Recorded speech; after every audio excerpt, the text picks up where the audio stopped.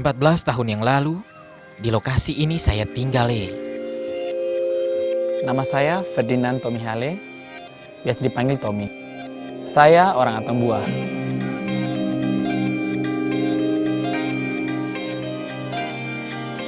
Tapi kelahiran saya dari Timor Leste. Bicara mengenai Timor Leste, saya punya cerita yang panjang. Peristiwa jajak pendapat tahun 99 memang jadi catatan sejarah bagi kami orang Timor Leste. Saya, mama, dan bapak kala itu memilih keluar dari bumi Timor Lorosai.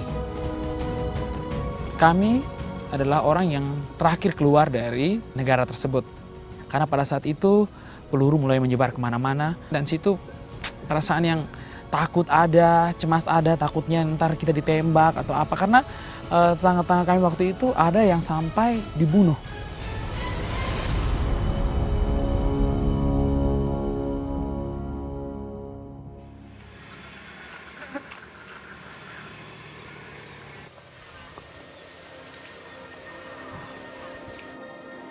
Tiba di tanah air, situasi memang genting sangat. Darurat di mana-mana, termasuk tempat tinggal. Banyak warga tidur beratapkan tenda. Itu sebab ada banyak daerah perbatasan di Atambua yang disebut kamp pengungsi.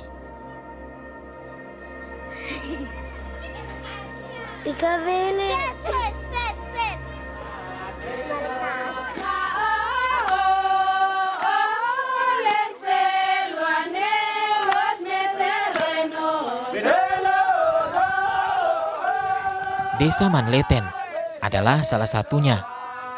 Warga di sini kebanyakan datang dari distrik Ermera.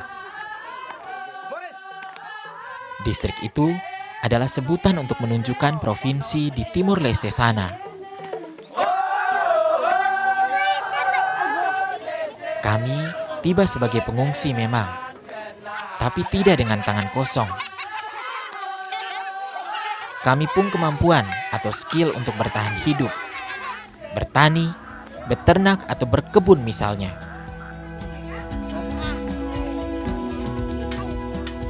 Motivasi untuk bangkit dan mandiri yang membuat kami kuat. Memulai kehidupan baru sebagai bagian dari Negara Kesatuan Republik Indonesia.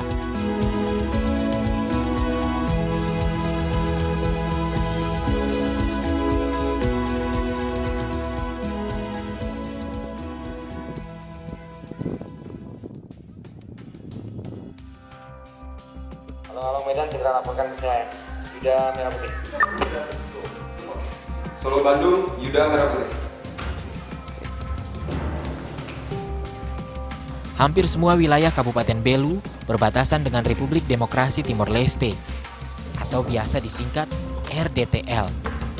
Kini ada sekitar 39 pos pengaman perbatasan. Sebanyak itu pula tapal batas negara kita dengan RDTL.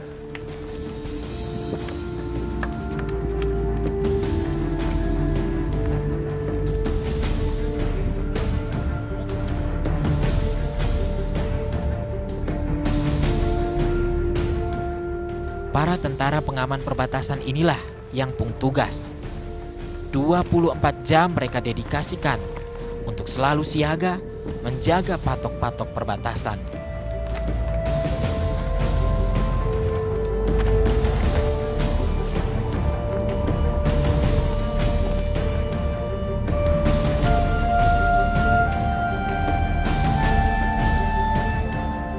Sekarang ini kami dengan orang Timor Leste sudah tidak ada masalah. Semuanya sudah hidup saling berdampingan dan saling menghormati, yaitu rasa persaudaraan sangat erat. Karena baik dari Timor Leste dan Belu itu disebut sebagai Pulau Timor.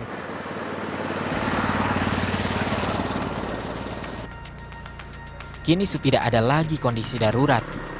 Warga dari Timor Leste ataupun Indonesia sama-sama menata kehidupan yang damai dan berdampingan. Ini penting sudah, terutama untuk menunjang pembangunan ekonomi kedua belah negara toh. Bawa berkah juga buat warga yang tinggal di sekitar pos perbatasan.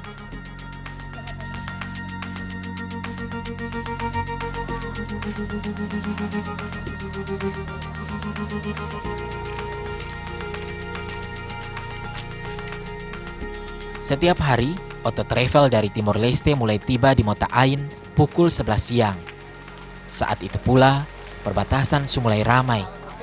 Warga hilir mudik mau masuk atau keluar Indonesia.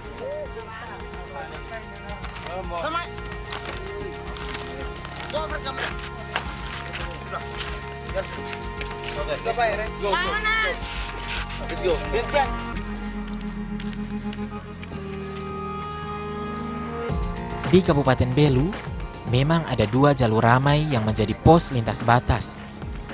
Salah satunya lewat pos Mota Ain.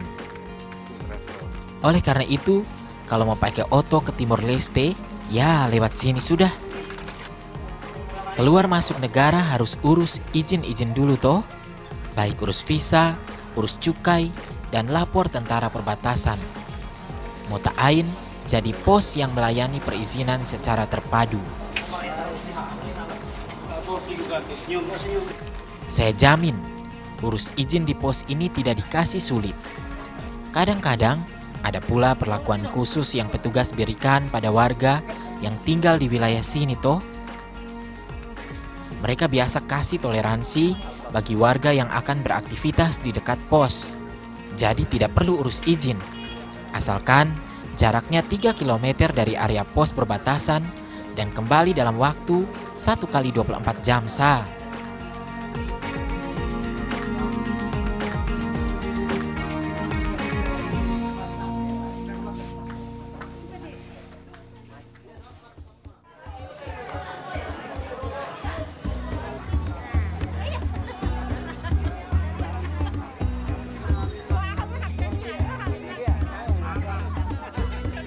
Pasar Batu Gede, salah satu tempat di mana orang Indonesia dan Timor Leste pun aktivitas sama-sama.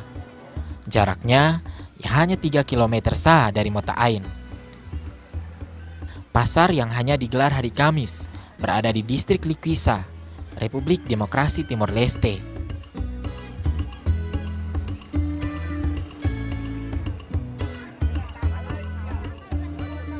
Transaksinya pakai dolar Amerika, mata uang resmi Timor Leste. Biar begitu, beberapa pedagang menerima pembelian menggunakan mata uang rupiah juga. Ya, gara-gara ada juga pembeli yang datang dari Indonesia toh.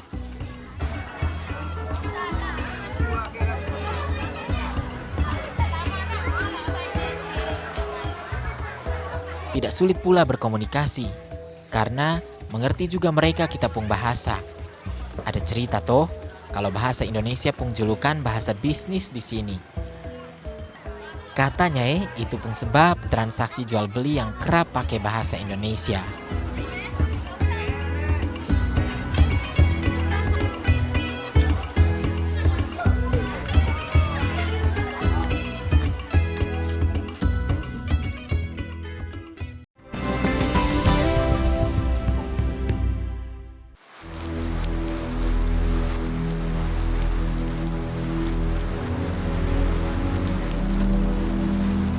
Ya, ada perlakuan berbeda otomatis ada ya, baik di lingkungan sendiri maupun di dalam hal pendidikan. Nah, di lingkungan sendiri biasanya itu terjadi hal-hal kecil, misalnya hal kecil ada pertengkaran atau apa, itu biasanya itu gara-gara pengungsi. Ya, rasa sakit hati dan apa ya, rasa sedih juga ada. Ya, toh kenapa kita harus sampai dikatakan seperti itu? Padahal kala itu kami ini sudah jadi orang Indonesia. Gara-gara itu saya bertekad mencetak prestasi sehingga kelak bisa unjuk gigi. Menunjukkan kalau anak pengungsi juga bisa sukses di negeri ini.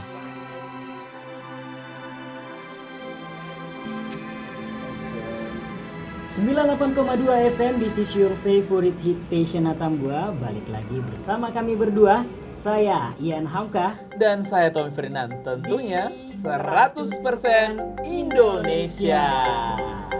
Di garapan siaran hari ini hari Kamis 19 Desember 2013. Nah, ngomong-ngomong soal makanan nih, Kayaknya Kak Tommy lebih tahu deh. Coba, ayo. Ya, Apa lebih tahu, tapi semangat karena khasnya? kayaknya jam-jam ini jam-jam yang kita lagi mau isi bensin kali ya ibaratnya ya. Sekarang saya hanya punya motivasi untuk bangun negeri dengan menjadi guru dan penyiar radio.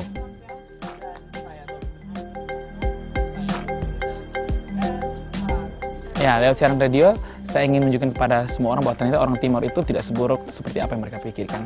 Mereka juga bisa mempunyai daya kompetitif yang sangat tinggi dibandingkan dengan orang-orang lain. Di radio juga, saya ikut mensosialisasikan kebudayaan Belu.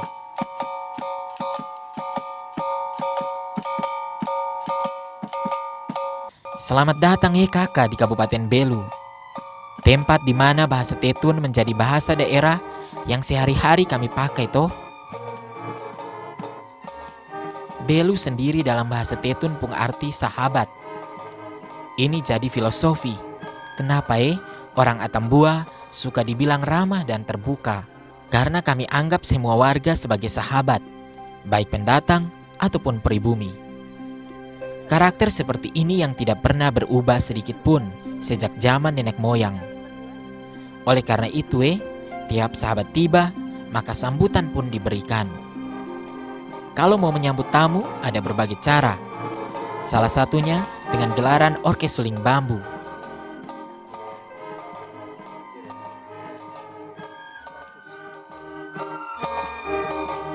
Sejarahnya suling bambu pertama muncul dari daerah Belu Selatan. Kini daerah itu sudah di Kabupaten Malaka. Orkes ini pun rahasia kekompakan dari pembagian suara rendah, sedang, dan tinggi. Ini adalah inovasi kesenian tiup yang ada satu-satunya di Kabupaten Belu.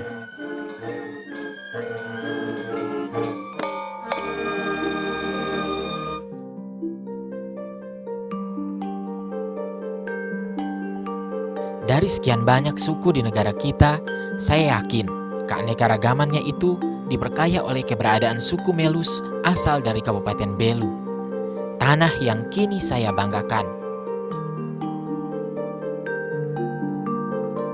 Suku Melus adalah pribumi awal yang dipercaya mendiami tanah Belu sejak ratusan tahun lalu. Mereka pun karakter tinggal di dataran tinggi.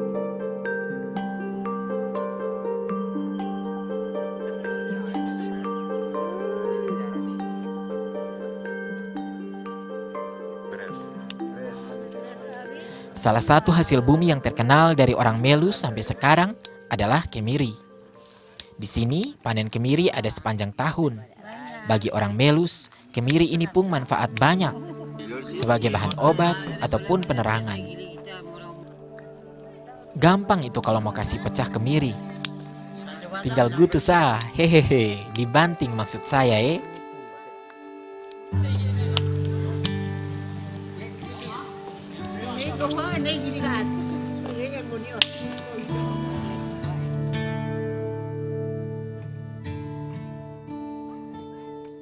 Dulu suku Melus seringkali harus berperang untuk mempertahankan wilayah kekuasaan.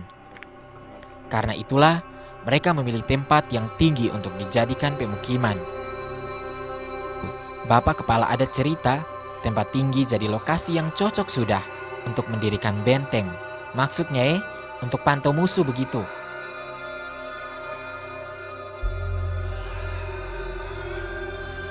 Jadi jangan heran kalau kakak datang ke Nusa lain, nanti lihat ada benteng dari batu alam yang dibuat lapis-lapis. Itu hebat sudah.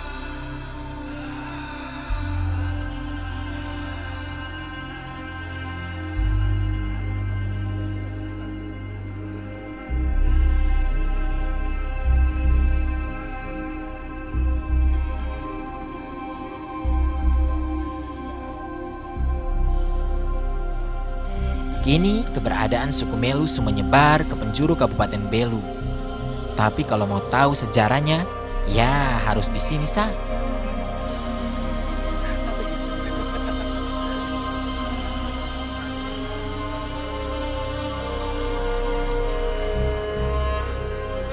Ini salah satunya, Sadan Mall.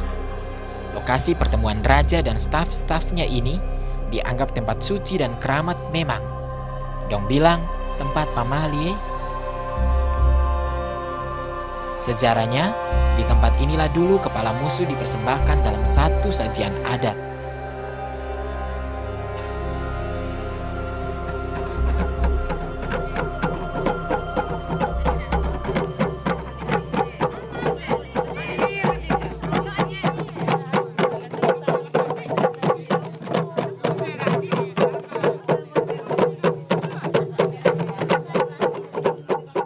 Sukacita memenangkan peperangan kerap ditunjukkan dengan pesta dan hiburan.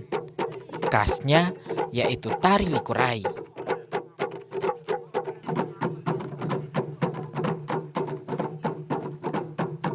Likurai sendiri pun arti genderang teberai. Teberai ini semacam tifa yang dilapisi kulit anjing sampai bisa hasilkan suara nyaring toh. Suara nyaring ini yang jadi pengundang warga kampung untuk ikut bergabung dalam sukacita kemenangan.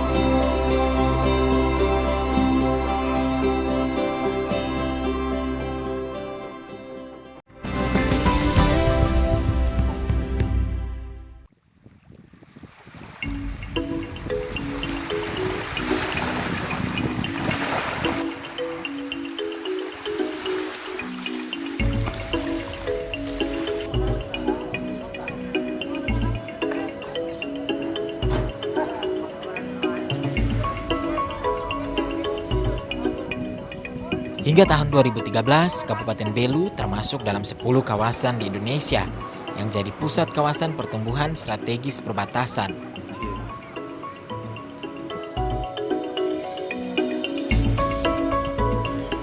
Warga yang tinggal di area ini tidak terlayani dengan moda angkutan umum yang banyak. Itu sebab di Atambua ada oto ojek.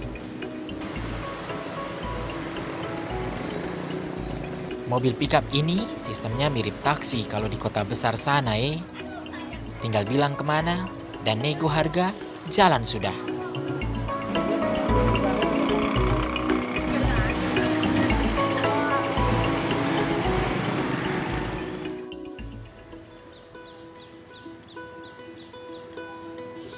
Kakak, ada banyak hal yang membuat saya bangga dengan Indonesia. Tak cuma kaya dengan hasil bumi dan budaya, kecantikan alamnya, wah, bikin senang mata memandangnya. Kalau datang ke Kabupaten Belu, jangan lupa mampir ke kolam susu. Pernah dengar toh betapa indahnya tempat ini? Tahun 70-an, band legendaris Kus Plus yang mempopulerkan kekayaan dan keindahan kolam susu. Katanya karena terinspirasi saat datang ketika panen raya.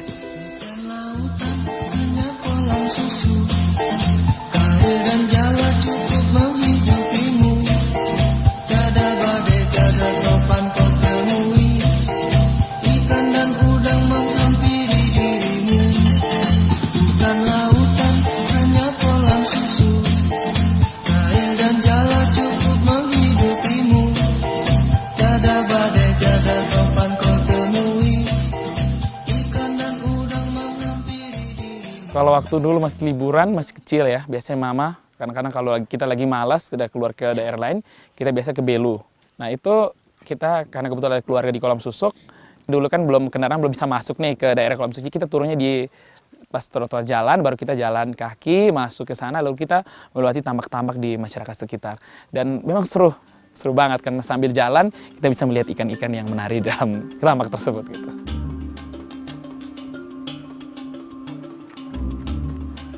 Nah, khasnya kolam susuk ya ikan bandeng. Awalnya ikan bandeng ini diambil bibitnya dari laut.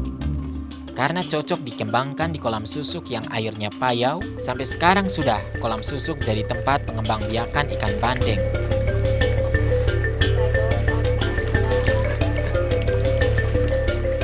Saat panen raya, ikan bandeng memang bisa dipanen dari kolam alam. Jumlahnya pun pasti melimpah. Tapi ketika belum memasuki masa panen, warga hanya ambil ikan dari tambak sah. Wisata tambak ini yang memang sedang diberdayakan masyarakat untuk menarik wisatawan.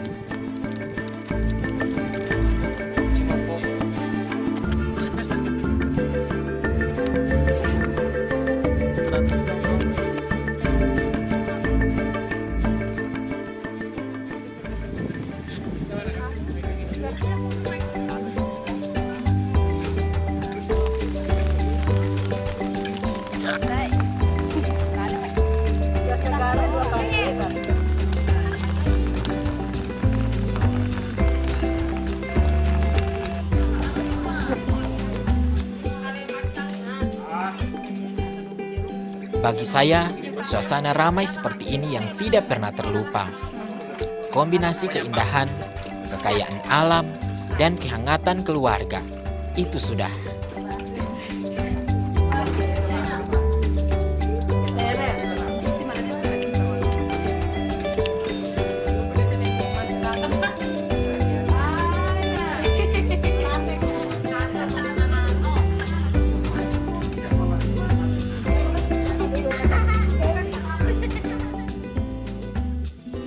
Ini adalah panggilan jiwa untuk menjadi bagian dalam Negara Kesatuan Republik Indonesia.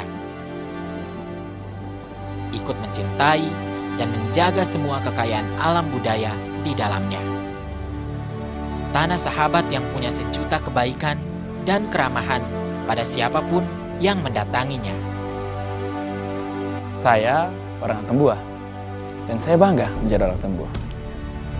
Indonesia bagus.